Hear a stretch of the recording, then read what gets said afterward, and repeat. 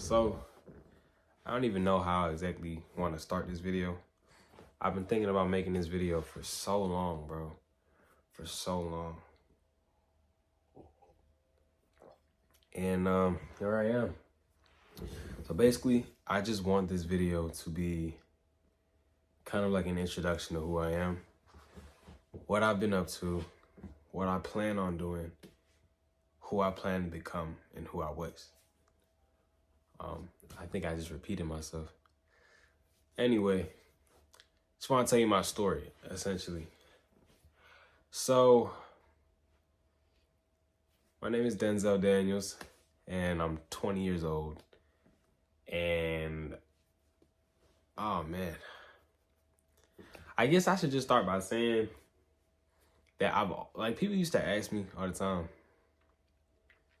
They would ask me, like, what's your dream job?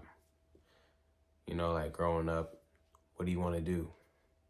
What profession do you want to get into?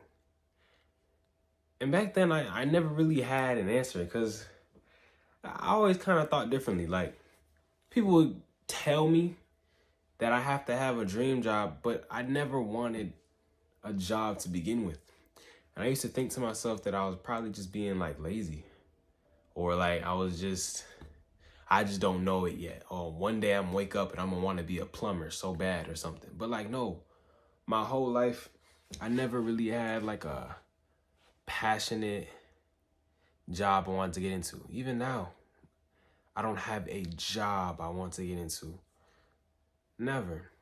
But when I was younger, I remember I used to tell myself that, or not myself, I used to tell other people that I wanted to be I think it was like something neurosurgeon, something like with micro cybernetics in medicine, just some really advanced surgeon. I think I just saw it on TV, some dude was doing it. Or my mom showed me a video of some dude doing it. And when I would tell people that, the satisfaction I got was, oh, they think that they gonna hear me say that and they gonna be like, oh yeah, this kid gonna be something. You know what I mean? But like, I never actually cared to do that. I hate medicine. Respect to surgeons, doctors, all that people, you know what I'm saying? Y'all are at a level of focus and intelligence that I'm not gonna really try to get into. I'm not big on medicine. I don't really have a passion for it. But I would tell people that's what I wanted to get into. And at the time, I just wanted to do that because I wanted the attention. That was all it was. And I did that for like the first couple years of my life, like from kindergarten to like middle school. That was my go-to answer anytime anyone would tell me. But then from middle school to high school, it was kind of like I stopped thinking about that stuff for real. I stopped thinking about what I wanted to do because I knew it wasn't a surgeon. I knew it was medicine. But like I said, I never came up with this job that I really wanted to do. And it wasn't a big deal until we started signing up for college. You know what I'm saying? And now I'm like a junior in high school. Mind you, my high school went by kind of quick because sophomore year for me, COVID hit. And essentially I skipped the rest of my sophomore year. And then I also skipped all of my junior year. So I went from a freshman to a sophomore for a couple months and then a senior. Really, really quick high school career, man. So like, it didn't matter for a long time, especially when COVID was going around. And then all of a sudden it did matter. It mattered very much what I wanted to do because I was taking SATs and I had to go to a college and I had to know if that college was going to be good for my career choice, right? Dude, I had no idea. So you know what I thought of? I was like, you know what? I want to go and be a programmer. Oh, wait, no, I'm skipping over something completely. See, that's what I'm saying. It's going to be a very raw video. I try not to cut nothing. It's going to be long. I don't think anybody's going to really watch the whole thing. But this is more for me as like a document for like what I want to do and who I want to become. Sorry, someone just distracted me over there. Okay, back on track. Anyway. So before I actually got to the program, or to me wanting to be a programmer, I was trying to find the passion in myself. I wanted to find something I was passionate about, something that I wanted to try to do that I wouldn't hate myself doing all the time. And I thought that I had found that in editing. I wanted to be a video cinematographer, right? So what I would do to try to actually feed into that obsession, feed into that passion, was that I would start trying to learn how to edit on my own. And I would try to make my friends edits, or I'd make little edits of myself. You know, the edits where you like, you feeling yourself, you're looking cool, a little velocity, the little moving. You know what I'm talking about. This was a time before CapCut. And CapCut is what most people use to edit now. It's just super easy, and it's completely kind of lowered the respect level for editors. Because before, when you edit a video, every little thing you see that isn't the original video, someone had to take time to put that in there. And now you can just put your pictures in a template and you got yourself a nice looking edit. But before that, it took a lot of work. And with that work, with any type of work, comes respect. And so that's where the passion came from. I always thought it was cool about how I could take something that was in my head and like work on it for a little bit and then literally bring my thoughts to life so other people could look at my thoughts. This one time I had an edit in my head. I listened into a song and I was like, man, I want to imagine myself doing this and listening to this song, and then this happens. Like literally like a whole movie in my mind. You had the same thing probably, right? And I was like, bet, I want to bring this to life. And I did. It took me like 2 weeks, like a month of editing, but I did. And it was a really, honestly, not that impressive edit. It was cool. I put a lot of work into it. It was hard to do, but in the grand scheme of things, it wasn't a crazy edit. But seeing as how I can bring something that was in my head to life and I could show it to other people, and the people that saw it, one thing I love when they saw it was I love when they used to tell me, how did you do that? Like they would see it and the first thing they would say is, how did you even do this? That was like the sweetest compliment ever. And they weren't even like explicitly saying they liked the edit, but like hearing them say that they had no idea how I could even do something like that, it made me feel like I was a specialist. So the passion was very much there for editing. And trust me, all this babbling is gonna make sense when I bring it all together. It's gonna be a long video, guys. This is my story, bro. It's crazy. But the passion was there. And I was really thinking about going to apply for Full Sail University. And I wanted to really take my time and do this. And when I would make the edits for people, and like I would make free edits, I was seeing how like people really was liking what I was doing. And I even had some friends really supporting my passion. They were like, yeah, dude, I think you could like really do something crazy with this. You could really be like an editor. And at the time, I was thinking, yo, I want to be editing Disney movies. I wanted to be special effects for like a movie scene or something. Like I had really big aspirations for this. And one thing about it too was editing never felt like work if it was my own edit. If it was someone else's edit, sometimes it would, but like for me, the edits never felt exactly like work, which was very big for me because that's one of the main reasons why I never really had a passion for any job, because all the jobs felt like work.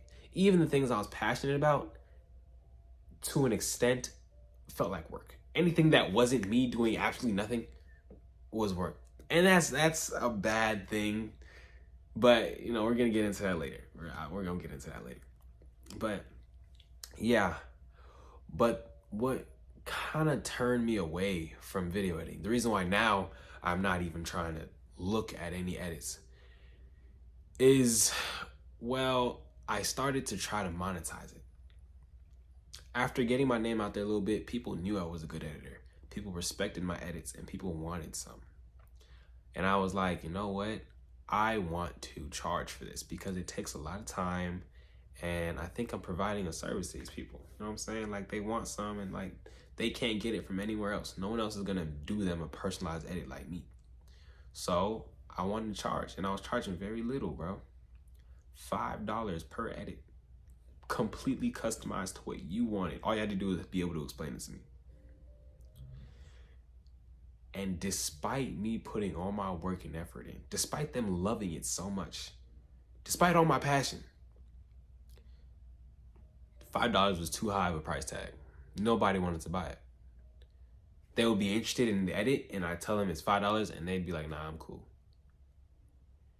And that killed it for me, because I realized there's not a lot of money in this.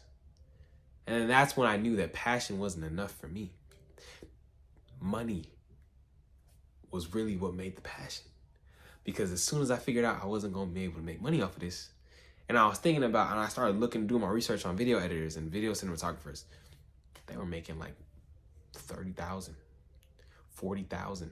And that's if you can find a job. And I was like, nah, I'm cool off this. I didn't want to do this. And I also had to talk with my dad, my parents too. They also told me, like, when I told them about how I want to go to Full Sail, they weren't exactly like being mean to me or like against me, but they were just advising me like, yo, look, like, this is a cool thing, but I think it should stay a hobby, because let's be real, this is not going to pay the bills. And I don't know why I didn't think of like money side of it, because I loved it so much.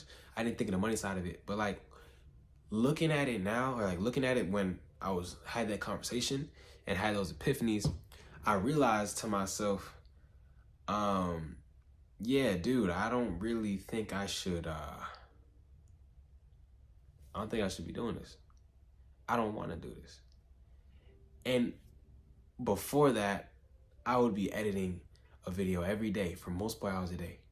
After that talk, after those epiphanies, completely threw it away. Now, was that the right thing to do because it was a hobby of mine? Maybe not, but I just didn't have any passion for it anymore. And that's when I realized my passion came from getting that money. So fast forward though, that all happened in junior year of my high school. Fast forward, senior year came, and I'm still looking at colleges, and I don't know what to do. So you know what I think of? I'm just like, look, I could not fathom making more than $100,000 in anything if I wasn't an athlete, if I wasn't an actor, or if I didn't invent something like Elon Musk like invented Tesla, if I wasn't making like the next cell phone. Like my mind was that narrow to wealth. Literally, I didn't know much. And so I thought, okay, what are my options if I want to be able to make $100,000 a year? Because for me at that time, that was like, you made it. That's the pinnacle. Now I want to make that in a month, but we're going to go forward. That's later.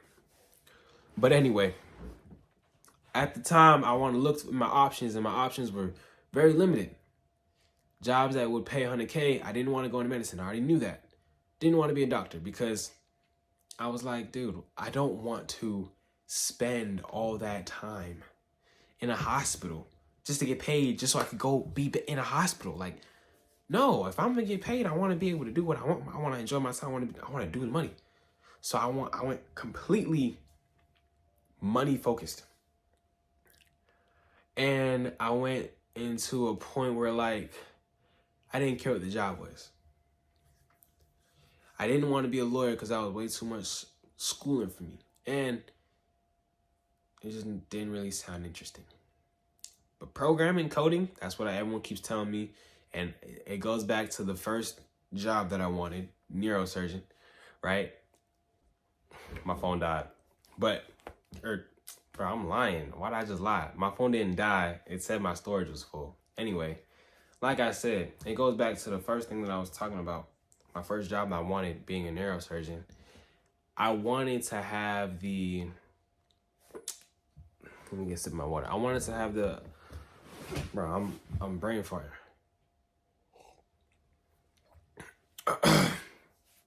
The pleasure effect from telling people what I wanted to do. Everyone knows that programming is a respected career, People think programmers are going to rule the world.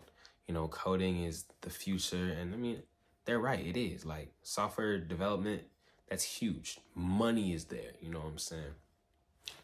But I wasn't thinking about all the cool software development. Like, I wasn't passionate about it. All I knew was that is an industry that is going to be making a lot of money. And I see people make a lot of money, and I see they just got to go to school for a couple of years, learn the scripts. I hear that they don't got to work insane hours. So then I saw, okay, check 2 boxes. Don't got to work a lot, which is what a surgeon would have to do. And I don't got to go to a bunch of school, which is what a surgeon would do also, and what a lawyer would have to do. Lawyer would have to do. So I was like, well, that's one of the freaking 3 jobs that can make 100K. When I tell you, my mind was so narrow, I literally, like, I was like, that's the only things for me, because I wasn't blessed with athletic ability. Well, I mean, I'm not even gonna say that. I just don't think I used it to my potential. But I wasn't born 6'7". I'm not going to the NBA. You know what I'm saying? And I had not played on a football team my entire life. So I'm probably not going to the NFL. I was being a realist, right? And I don't act. I wasn't in no movie scenes or nothing. So I was like, I'm not going to be an actor. And let's be real, I wasn't trying to rap. So I literally, those are the only things that I thought of in my mind that could make money. So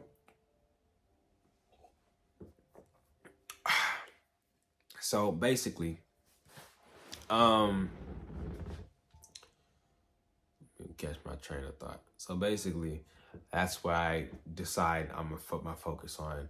I tell my parents, and of course they hear programmer. Oh my God, $100,000. Oh my God, my son's gonna be so smart.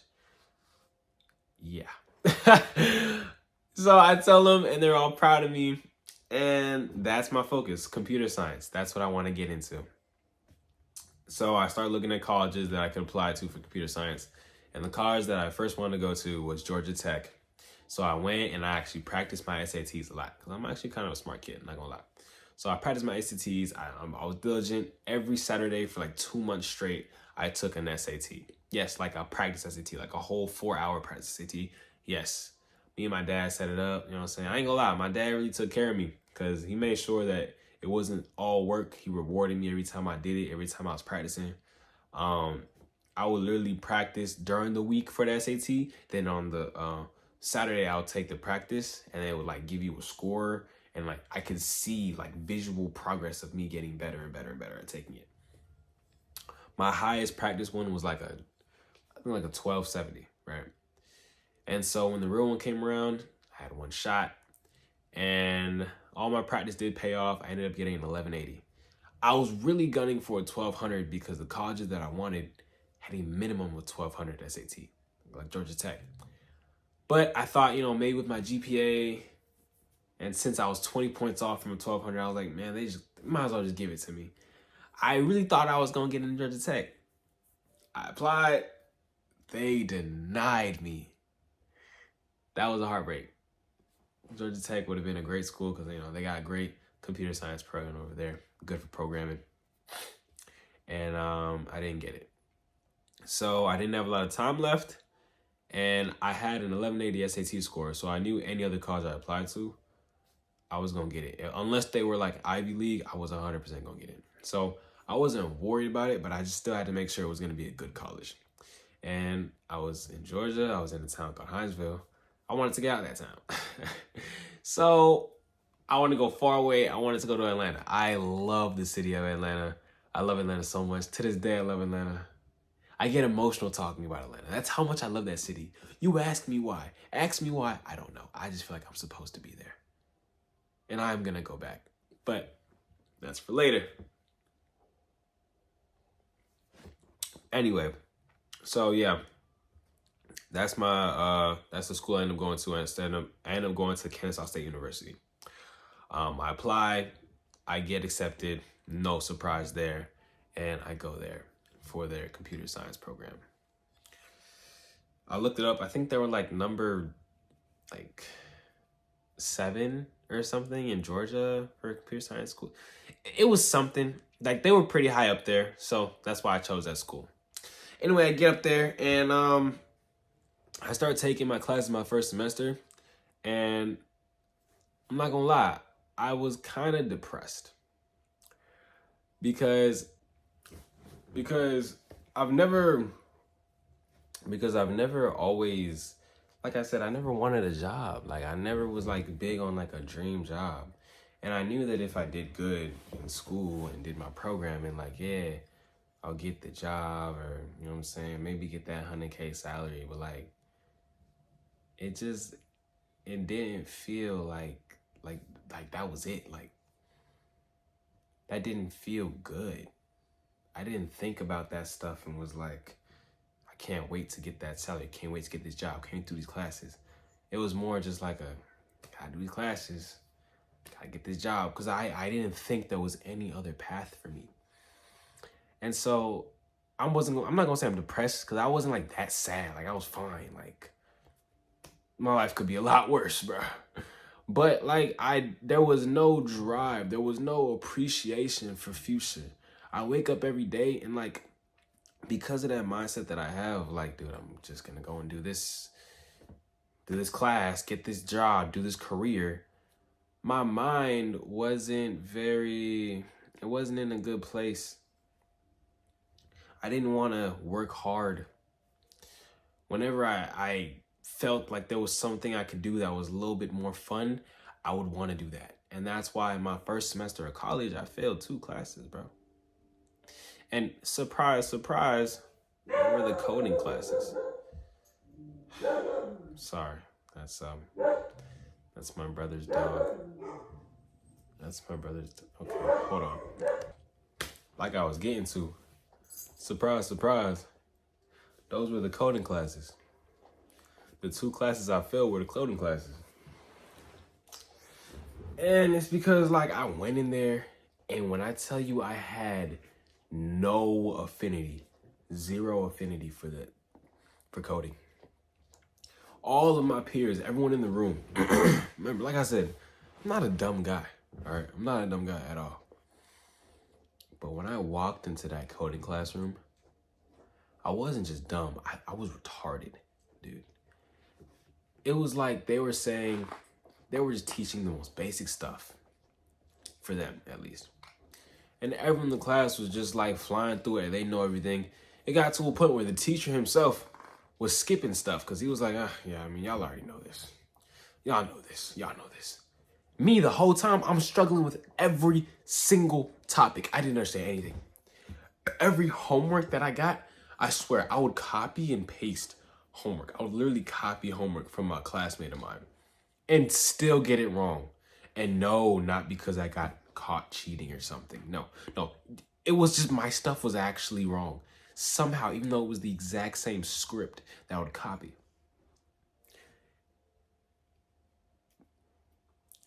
I couldn't do it. I hated it so much. And then that's when I realized, oh my God. So I can't work too much, because that is not gonna work with me. That's why I'm with the lawyer job and then a surgeon job. I can't just have passion for the job, right? Without having money, because I can have passion and work hard, but if I don't have the money coming in, it's not gonna work for me either. And that's what happened with the passion of wanting to be a video cinematographer. And then it was also like, now I've seen that I also can't just have the money and the time, but have a job that I have 0 passion in. Because, dude, obvious, I wasn't gonna do it. Like, out of all the 3, the one that I had 0 passion in, which was, I guess, also doctor and lawyer, but this was programming was the worst, bro. It was the worst experience I've ever had. That was the quickest pivot I've ever made in my entire life. I got to college, took class, and I was like, no. After the first semester, I was like, no. I switched my major, and I was like, I want to do something else. I want to get into business.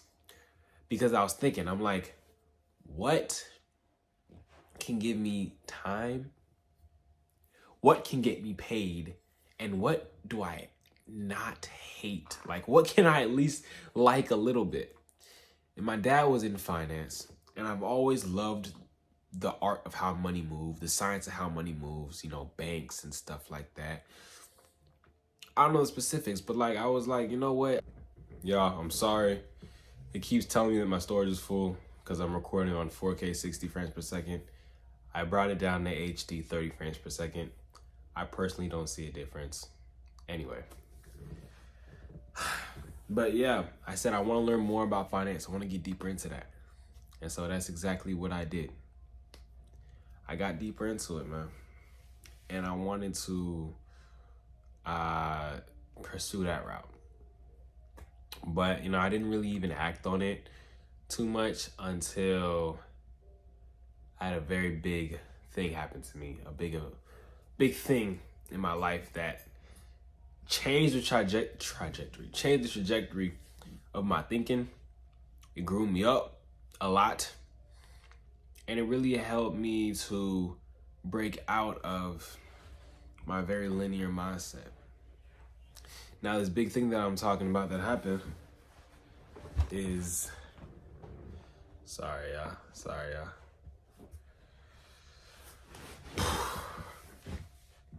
Not a girlfriend, man. Before I went to college, I was talking to this girl, to my current girlfriend right now. And, well, we decided to start officially dating like a week before I went to college. You know what I'm saying? I was like, you know what? I like you a lot and I want to see this can work. And so, you know, long distance, doing the relationship thing. I promise, yeah, it all seems spread out right now, but the story's all gonna come together if you stay with me. Very long video. But we talk a little bit, and at this point, you know what I'm saying, we're getting used to long distance. And I don't want to get too deep into the details of what happened, but something happened, and my girlfriend needed to move in with me. Yes. I was a freshman in college, and I had my girlfriend move in with me to help her out in a situation so that she could get bearings together and, you know, get stuff set back straight. Like I said, I don't want to go too deep into details because that's a very private thing. But, you know, yeah. And on my side, what I was thinking was I can help her out. It has nothing, like, it's not taking anything away from me because at the end of the day, she was 18, so I wasn't gonna get no legal trouble or anything like that. I'm smarter than that. I wasn't gonna get no legal trouble because she's 18. She can do what she wants in America's eyes, right? And I wasn't like paying extra bills essentially to be with her. At least that's not what I thought. I was not thinking this shit through. But I was like, all that's gonna happen is she's just gonna stay with me. And I mean, my friends would come over and stuff like that. So it was like, in my mind, it's no different than my friends coming over. It's like, it's fine, you know what I'm saying? I wasn't afraid. I wasn't like, oh my God, the girl's moving in with me. Like, no, I wasn't tripping. You know, I wasn't tripping. So anyway, she comes, moves in with me. And I very quickly realized that, damn, this girl is here, but she doesn't know anybody here. She doesn't have any business here, no nothing, no acquaintances here. It's just me. And I didn't realize it, but like I had to really provide. I had to take care of her because I was all she had.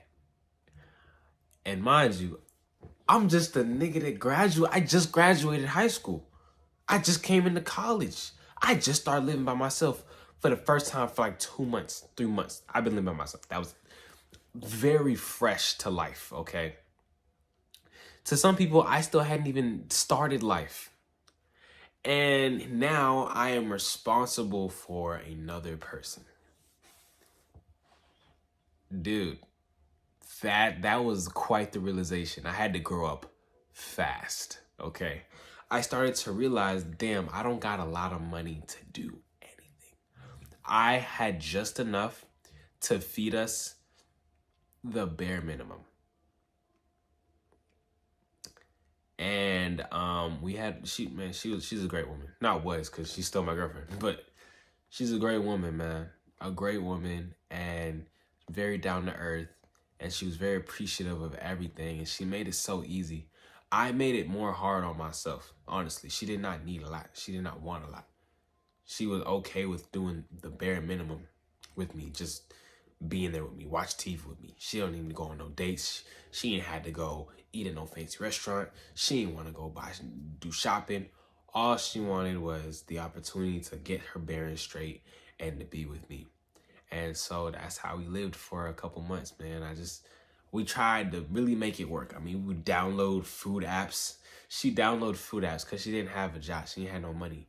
So she downloaded these food apps, and like she would try to get like free deals they would offer, and she would try to surprise me with it just because she wanted to do stuff for me.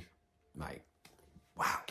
You know what I'm saying? Like, we didn't have money to do a lot. So like, and she knew that. But, you know, whenever I went out and I wanted to buy some, and she knew that, you know, I'd have to pay for her food too, she would like be like, nah, man, like, I got these points. See, I'm going to get this. And I mean, she was so great. Such a good woman that like, I realized like, there's no way I can just, as a man, the type of man I am, I'm not going to have a woman like this just because she's okay with it, live like that. I had to level up because I wanted to give her more. More than I even wanted to give myself. Because when I was by myself, I was like, man, whatever, man. I eat these hot dogs. I eat these Hot Pockets. I don't care. I don't need to go anywhere for 3 months. I don't care. Who cares if I'm broke? Because like I said, my mind was very narrow. I didn't think about nothing. I was like, I'm in college. I'm about to go do a job I hate. Life doesn't matter. But when she came into my life and like kind of, it made me less selfish. I started having to think for someone else. I started thinking, okay, how do I make more money? Because there are people out here making money, but I couldn't understand how. So that's when I started getting into self-improvement YouTube and stuff like that. You know what I'm saying? And this is before the trend was even on TikTok or anything. And that's one thing that I say I was very, very early on. Like, I was trying to become better way before now it's like weird maxing shit, like looks maxing and hair maxing. There's this new thing called inner light maxing. What is that? Like, what is that? Anyway, I started watching this dude named Hamza.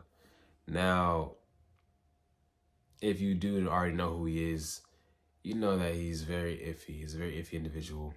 But what I will say is that his message, what he says, is very true. What he says for people to try to improve on what they need to do better, it's very true. Now, him as a person is in question. You know what I'm saying? But that's enough on that subject. I watched Hamza, and Hamza basically was telling me about like ways you can make money, ways you can improve yourself. He was opening my eyes to different books I should read if I want to start elevating my mind. I had never read a book a day in my life. Like, I read back in 5th grade because I had like these little check marks, like the little reading checklist. I wouldn't even actually read them. I would just say I read it and have my parents sign it. Like, I didn't read. But for the first time ever, I went to Audible, and I still technically didn't read, but the knowledge is the same. I don't really care about reading versus listening. I listen because it's easier for me. And I get the same knowledge. I can do it everywhere. But I went and I got this book called The Millionaire Fast Lane by MJ DeMarco. Isn't it? I don't know. I think it's MJ DeMarco. Millionaire Fast Lane. Okay. Oh my God. I recommend that book for anyone. If you want to change your mindset, that's like one of the first ones I read or listened to. It's a 12-hour, 13-hour audiobook, worth every second, because boy, oh boy, did that open my mind to possibilities, okay? I can't really go into specifics now because it's a little bit hazy. It's been a while since I read it, like 7 months. But what I do know is that that was the first book I read on money that opened my mind, right? And then from then, I listened to Rich Dad, Poor Dad, you know, the classics. And that had me understanding more about assets, liabilities, had me just really changing my mind to like see, I guess, it's not so black and white for money. You know what I'm saying? I started to realize that it doesn't need to be that I'm an athlete. It doesn't need to be that I am a genius inventor. I can be a regular dude with a skill, with a passion, monetize it, and make money. I can create different incomes without being Steph Curry. You know what I'm saying? Without being freaking Tom Holland. I could be somebody. And it may seem obvious to some people, but it wasn't obvious to me. And that was a big turning point for me. And so now that I had some knowledge in my mind about, okay, money isn't this elusive thing. Money is everywhere. I started looking around and seeing the money in certain systems. Like, for example, I would see people who are door dashing, which is something that I had to get into to help provide for my woman, which further increased my drive to make money because I was like, I am always in need of money. I'm always door dashing. I don't want to do this shit. But anyway, that's another thing. Man, I'm all over the place, but I'm close. I feel like I'm close to you know, getting towards the end of this. But yeah, this is still my freshman year. This is my second semester of my freshman year that this is all happening. This is all going down. And I start really cracking down on the type of person that I want to be. I had to lock in on myself, and I had to really focus on the things that mattered. I started taking my health seriously. I started working out because I started to get a little bit chubby, man. And I started to realize that, like, things like a clean room, things that my mom, my parents have always told me for 18 years of my life, bro. They've told me the same things, but I didn't listen to them because they're my parents. Sounds kind of stupid. It is stupid. I'm sorry, mom and dad. But yeah, like, that's the truth, though. Like, things like having a clean room, so you can have a clean mind, going to the gym so that it could, for one, physically improve you, of course, but also build discipline within your mind. I started trying to have a schedule. I stopped hanging out with a lot of people, not because there was anything bad with those people. Like, dude, I had a lot of great people in my life. You know what I'm saying? Wherever they're at now, like, I just hope they're doing good. You know, God bless them. You know what I'm saying? But I stopped talking to a lot of them because I realized I needed to become somebody, and I couldn't hold on to my past self. I had to let my past self die. And that's exactly what I did. And my girlfriend was always supportive of it, always there for it. And the thing about it was that made it so great about her too, was that she wasn't like weird about it in the sense of like, oh yeah, you need to change it. You should change. She made it still feel like a choice. Like, she'll love me either way. She's like, honestly, so great. You know what I'm saying? She's a great woman. I can't say that enough. She even made me more religious. I enjoyed my life so much when I lived with her, to the point where I was like so overwhelmingly thankful for my life. I was like, dang, like, this is my life. I'm chilling. I get to do this. I get to do this with my girl. I get to just like enjoy life. Like, we didn't have the most stuff, but my mind started to open, and like reading all these books and like seeing, you know, how happy I could make her when I had a little bit. I started praying more. I was like, Lord, thank you for this opportunity. Thank you for changing my mind. Help me to be better. And I've had this Bible that I got about a decade ago, literally. I got it from my auntie Sandra. She's anyway, She got me this Bible, and I did not open it for like literally like the whole decade. Of course, like I opened it, looked at it, but like I didn't like open to read it, like really do anything with my Bible. All of a sudden, I started really like looking at my Bible, trying to get in there. It's still tough for me. I'm not in it every day like how I should be. I don't read as much as I want to, but I read. I'm in there. I open it. I sleep next to that Bible now. I'm going a little bit off tangent now, but I'm just trying to say like I started to really change myself. I wasn't doing a lot of the same things I was doing before. I wasn't worried about the same things I was worried before. I was going through a metamorphosis, but it was still incomplete because like, yeah, I was taking care of my face. I was taking care of my body. I started doing push-ups, started dieting. You know, I bought this dieting program, and that's one thing. And I will say, bro, y'all need to get out of this notion that like buying courses or buying knowledge that's prepackaged for you is a bad thing. Because the worst case scenario, the worst thing that happens is you don't waste your money. You learn what not to do. And if you're a complete greenhorn in something, any course you buy, even the most scammy course, will give you information. But anyway, I bought this thing from this dude. This is like a fitness course. $50, bro. Could I have looked the information that was in that course on the internet? Yes. But would I know where to even start? Frick no. Through that guy's $50 course, it was one of the best fitness investments of my life. I learned the types of foods that I can eat, because they tell you to bulk or cut, but they don't. It's kind of like you don't really know exactly what you're supposed to do. You know what I'm saying? But like, I had a framework. I had a template in which I knew exactly what I have to do. I saw workouts and what I had to do, and like I followed it to the T, and I was seeing results, and I saw the power of a diet through that course. It worked, bro. And I was like, wow. Do I still use it to this day? No, like I kind of switched up and I do things my own way now. But that's because I have the knowledge now. Because I bought a course that taught me the framework. That's a tangent. But man, this is a very long video. I'm sorry, guys. But yeah, it was still missing because I had all the passion, I had the knowledge, and I had the drive now to try and become better.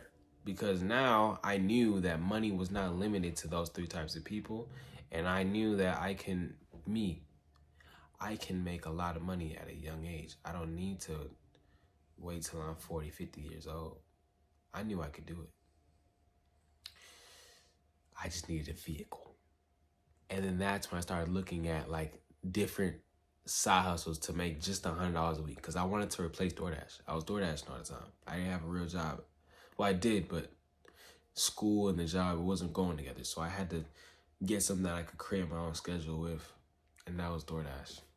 But I wanted something else. So through my research, I found Amazon FBA. And dude, I remember it now, dude. This is so crazy how life works. This is why I'm like, how God works, bro. I find Amazon FBA, and like, I'm looking through the videos, I'm looking to try and start, and I'm seeing it looks like the perfect business model for me. I was like, this is what I want to do. But the startup cost was like $500 to $1,000. I didn't have that money. I did not have that money. I'm a college student. I barely had enough money to buy groceries every week. Not because my parents didn't take care of me. They took care of me, but like, they didn't know that I was living with a girl. They didn't know that I was making money and spending it on dates and doing, like, I wouldn't say it's dumb stuff because they created memories that I'll take me to my grave. But the money they gave me wasn't something that I could sustain to like save up for like a $500,000 investment into a business. Hell no. Not at my age. Not in my situation. So like, even though I knew what I wanted to get into, it was kind of tough to even start, because it wasn't even like I just had to start. I also had to buy the knowledge, because I wasn't about to YouTube how to start a whole business. No. If I was going to start a whole business, I wanted to do it right. I wanted to have like a mentor and a guide. So I knew I was gonna have to buy a course, and the courses were going for 1,000. You know what I'm saying? 2,000. So it was a real big investment. I didn't know how to come up with the money. And then I literally, as I'm watching one of the videos for Amazon, I see in the YouTube scroll section a recommendation for a video by this dude called Mamba FX. Now, I don't trade whatever Mamba FX trades, okay? I don't advise people to go to learn from him. But what I will say is I'm very grateful for Mamba FX, because if it wasn't for him and his flashy car and his huge clickbaity title, the title of the video, it was something like making $376,000 in an hour. And it's this nigga like in a purple Lamborghini with a watch on, with tattoos on his face. I was very skeptical, but I was drawn. He clickbaited. He got my clickbait, and I watched the video, and I was introduced to Forex trading. I was introduced to futures trading.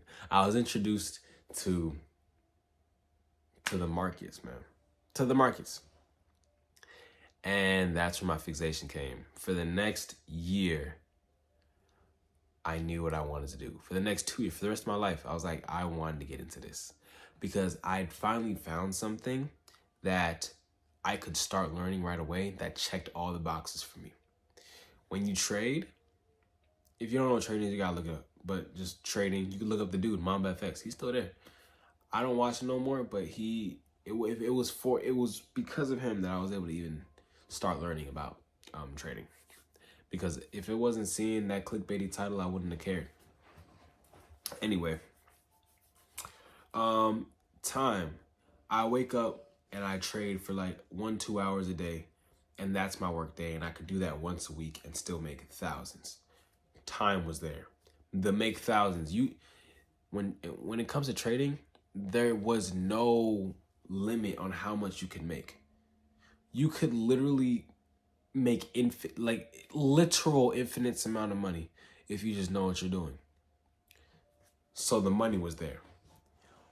It was about charts, learning systems, learning patterns, learning about literally the financial markets, learning about FOMC and learning who the hell Jerome Powell is, learning about CPI, learning about all these things that actually affect the real markets, bro. Learning about S&P, learning about indices, stocks, understanding how different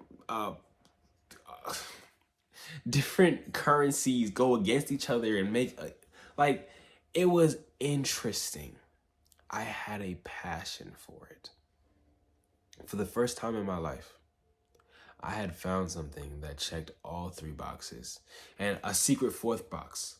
The startup cost, you could start with $100. You could start with $50. Now, is that recommended? Now that I'm a trader and I really do this shit, do I recommend that? No. But could you? Yes. And so it checked all 4 boxes. I was like, this is the holy grail. This is what I want to do. This is what I want to get into. And my plan was always, I want to trade and then make money from trading and then put it into an Amazon business and then have my Amazon business run, because that's more guaranteed. Not as high ROI, but more guaranteed.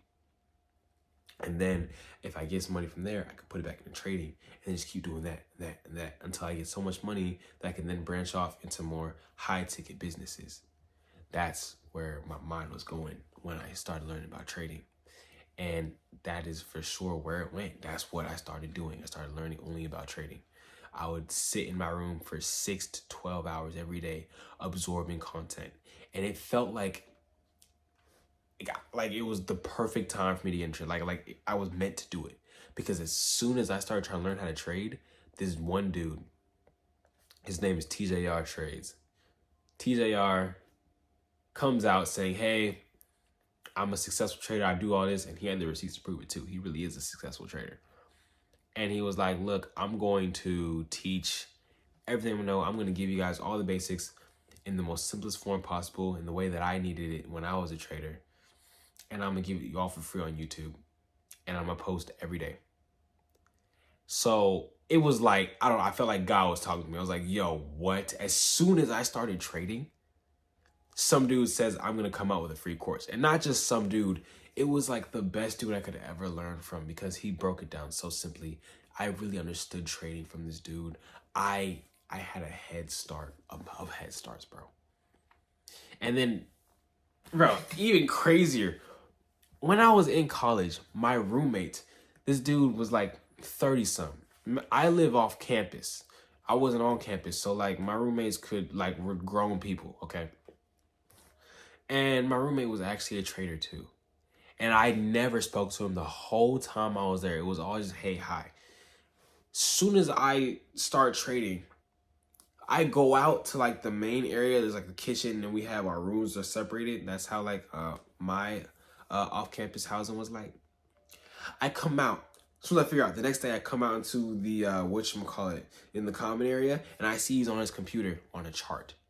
I instantly realize what he's doing. I'm like, yo, this dude's trading. This dude's a trader. I never spoke to this dude. I never even knew he traded.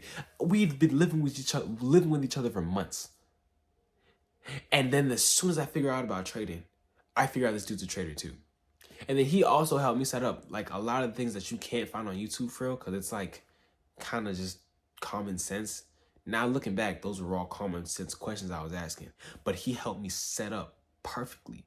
He helped me find a broker. He helped me understand how to place orders and stuff, like very, very, very basic knowledge that I couldn't really find. He was giving it to me, bro. And I was just like, I'm talking because my girl's still with me at the time. I'm telling her, I'm like, babe, this is it, babe. Give me a year. Give me a little bit. We're going to be swimming in money. Now, did that happen? No. No, but anyone who trades understands that it's not an overnight thing, and I made a lot of mistakes, and I wasted a lot of money. But that was the beginning of my entrepreneurship journey. Once I found out about trading, I was, doing that, but I was also still trying to learn more about money and self-improvement. So I started reading books about the mind, how to maximize myself, how to become an elevated person, how to become the person that deserves the millions of dollars that I aspire to have. That's the type of knowledge I started putting in my head, bro. And there was also this trend that popped up on TikTok. I'll be honest. It was a trend that also got me closer to being the person that I am today. Because it was a trend that showed a side of people that I did not know existed. It was the stoicism trend. I don't know if you remember on TikTok about people who was like, I have no enemies and stuff. It came from Vinland Saga. That trend had me kind of shift my mindset, understanding that like, I don't need to be a butthole to be a prominent person in society. Because what I've always seen is that the buttholes in society get the girls. They're the rappers. You know what I'm saying? They're the overconfident actors. You know what I'm saying? They're the sports players and stuff. All the buttholes. So in my mind, deep in my subconscious, I realized that like, yo, that's the type of person I gotta be if I want to be successful. That stoicism trend broke that for me, and I started to become truly more authentic in who I was. And like I said, like, man, I fell off the planet. I stopped talking to a lot of people. A lot of people probably think I completely fell off, and I don't know what I'm doing with my life. Quite the opposite. I know exactly what I'm doing with my life, and I have a very big plan. But yeah, that's what happened then. So anyway, got on this tangent. So fast forward a year fast forward a couple months because my girlfriend's still living with me and we're actually good, living life. I'm passionate. I'm not mad about DoorDash. I'm not mad about I'm actually doing better in school. You know what I'm saying? Because like, even though I was in there, I didn't want to waste my parents' money or time. So or my own time. So I made sure that I was still doing good in school. And now that I knew I had a plan, I had an escape, I feel like I had something I could really work towards. It made me want to work harder in all aspects of my life because I was like, there's nothing to worry about. I got this. I have a path now. And I had a purpose. And that's one thing that I hear all the time. Was one thing I tell you guys: find your purpose, bro. Once you find your purpose, once you find the path, life becomes easier. And it sounds corny. It even sounded corny coming from me right now. Like, I heard myself. I was like, what the fuck are you talking about? But it's true. It's true, because it was true for me. All of a sudden, I was appreciative of life even more.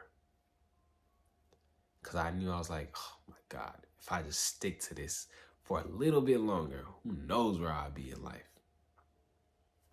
I just kept playing in my head. I started going on TikTok. I made a whole new TikTok, bro.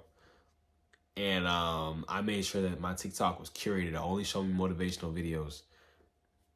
Like I was so, not was, because I still am. I'm locked in.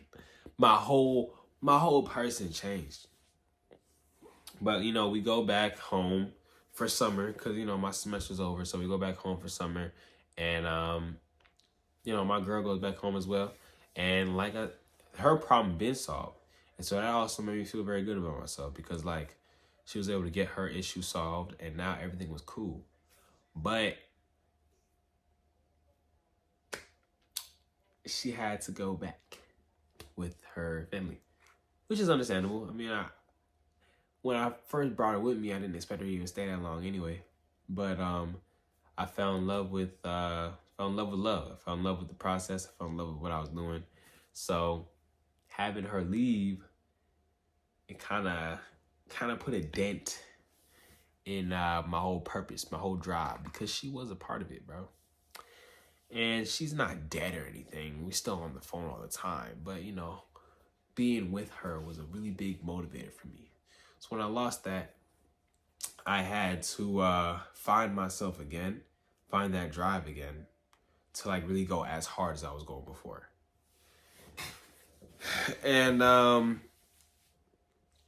I just went about school. Like I said, like school became super easy because I stopped caring. Like I was in school and I was doing the classes, doing my finance classes, thinking to myself, like, I'm not going to use any of this because I'm going to be rich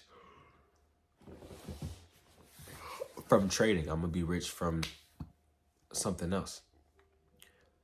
Like, my mind had gotten open to a point where I was like, this school is only useful if I'm actually going to use it. I know I'm not going to use it. And then that's when my mind started trying to tell me, like, I started watching all these videos, and I started thinking about how everyone who's ever made it at my age, anyone who's ever been like rich at my age, you know what I'm saying? They had to go and they had to take a risk. They had to go and do it. They didn't go and get a 4-year degree and then use that degree to climb up the corporate ladder in some finance business. And then 10 years later, have maybe six figure salary. And then say, okay, now I'm going to get rich. No, they said, fuck all those steps. I'm just going to go take my money I got right now, take my hustle, take my drive, take my heart, and I'm going to go and start my business and I'm going to make it work. And it really solidified it in my mind when I took a finance class and I was learning about, what was I learning about? I was just learning about accounting. It was like accounting 1 or something. And I was learning about all the terms, about how to set a checking account or whatever. But like, since it was money, we would actually listen to like some wealthy people from time to time talk on TED Talks or whatever. We'd understand these people and we would have to like make a little summary about it. The teacher probably didn't even realize that he was, what he was doing, because he was just wanting it to be a little discussion activity. But in every video, all the entrepreneurs in the videos were just talking about how they had to take a risk. All the entrepreneurs in the videos were always just talking about how, like, to make money, you have to be willing to do what a lot of other people aren't. And those messages resonated with me a lot, and it made me do something big. I wanted to leave school. I was done with it. Because I got Dean's List for my sophomore year. That was the year I'm talking about right now. I got Dean's List for my first semester. And my second semester, I got Dean's List again. But here's the crazy part. I actually was not able to get Dean's List because I didn't go to classes because I was doing my classes at home. It was a math class I didn't go to because I was learning the material from my home. I found it a lot easier and more effective to just spend time looking up the topics, looking up what I needed to learn, and just taking the time by myself to rewatch, and do the problem so I could really internalize it. Rather than sit in the classroom where I wouldn't ask questions, where I wouldn't raise my hand, where I wouldn't be, like as interactive and learn at the pace of everyone else when I could just learn at my own pace. I thought that made sense. I thought we were being adults in college, but apparently no. Apparently attendance was 7% of my grade. Yes, you could say I was on the syllabus, but I've been in college for a little bit at this point. Just because they say attendance is this, sometimes they'll just give you 10 points anyway. That's how it was in all my classes. Like, they don't take attendance. But this teacher did. And even though I got A's on every single final I took, and I was getting A's on every single test, I wasn't doing a lot of the homework, but I was doing the math, and I was like, I don't need to do a lot of the homework as long as I do good on the tests and on the final. And that's exactly what I did. And so without the attendance bringing my grade down 7%, I had, I think, like a 84 in the class. An 84. And that's with me not doing the homework. It's crazy, right? He brought my grade down to a 77, I believe, 78. And if you're unaware of how to get Dean's List, you have to get AB honor roll in college. That's what it is, AB honor roll. But that's extremely difficult in college. And all my other classes, I did them the same way, but I actually had A's in those classes. Why? Because they weren't B-wording about attendance. And once I saw that, I don't know, that was like the final straw for me. I was like, this is stupid. I'm wasting my time here.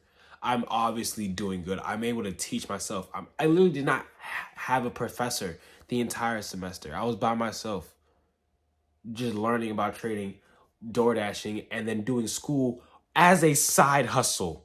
And I was getting Dean's List. I was like, fuck this shit, bro. I could put this same effort, this same learning power in learning about business, learning about sales, learning about something that can really benefit me, and my life could skyrocket. So I come home and I tell my parents what I'm thinking. I'm like, look, man, I don't want to do this no more. I want to take a gap year. I think that with my skills, with my mind, if I put this same effort into learning about a business and actually doing it, I'll be a lot farther along than if I just take tests on menial things that I don't really care about. That was my mindset. My parents hated it. And if it wasn't for my brother stepping in, because my brother, he's a grown man at this time. You know what I'm saying? He's like 28 now. His birthday's coming up in a little bit. Happy for him. But he's a realtor. He's making a great living for himself, but he has his own home. And if it wasn't for him, I'd probably still be in college right now. I'm in his house right now. And that goes to the next thing. How did I get here? So after I tell him that I don't want to do this no more, and I want to try and just give my own business a shot, give myself a shot, take the risk on myself, they told me that I have to go to school or I have to find somewhere to stay. And my brother was that place for me to stay. So I said, all right, bet. And I moved to Alabama with my brother, and I'm not enrolled in any classes as of right now, bro. It's September. All of my peers are in classes right now. They're doing school. I'm not. I purposefully am setting myself back academically to push myself forward financially. I've been talking for a long time. I'm sorry, I'm getting kind of tired. But this is my story. I wanted to tell you guys how I got to this point. Now we're getting close to the end. I'm probably missing a lot of details, but I'm tired. But basically, I moved to Alabama with my brother, and he gives me the opportunity to just start here and really put what I say to action.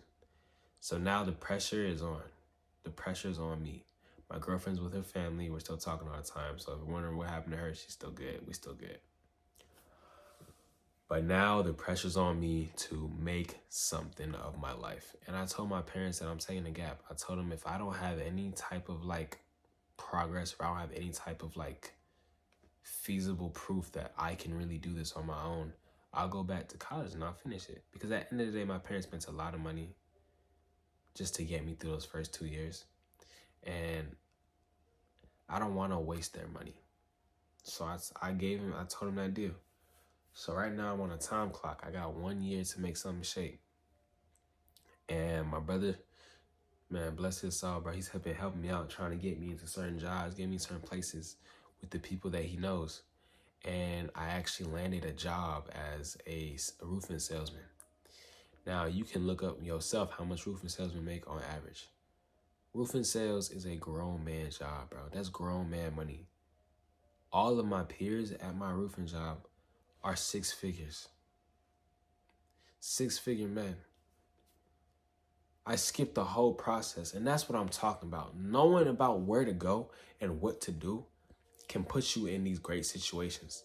So right now I'm in training to be a roofing salesman, so I haven't made any money yet, but my peers, bro, sales is so different. Sales is so different. In all the other jobs, they tell you to hide your salaries, hide this, hide that. In sales, they print out, we have weekly meetings. They will print out everyone's salary for year to date, month by month. And they'll pass it out to everyone in this little mini packet. And you can see it.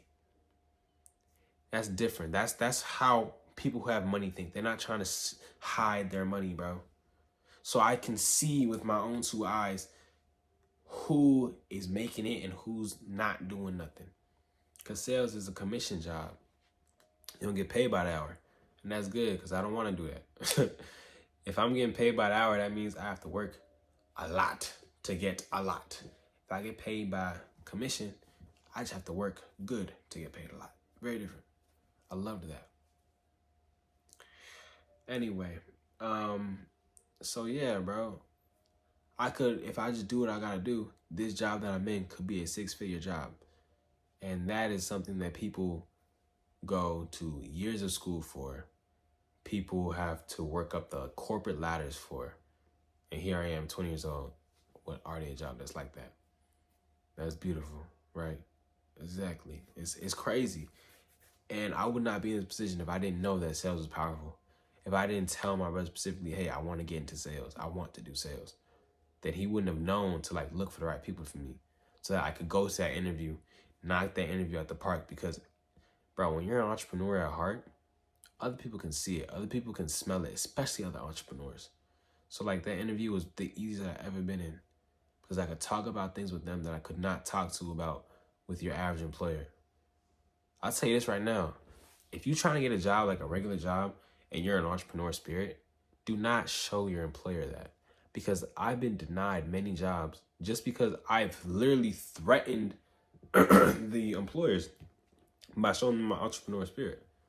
They will tell me to my face, wow, you are very well spoken. You're a very well-kept man. Like I like the way you talk. I want you I want you here, you know what I'm saying? You're perfect here.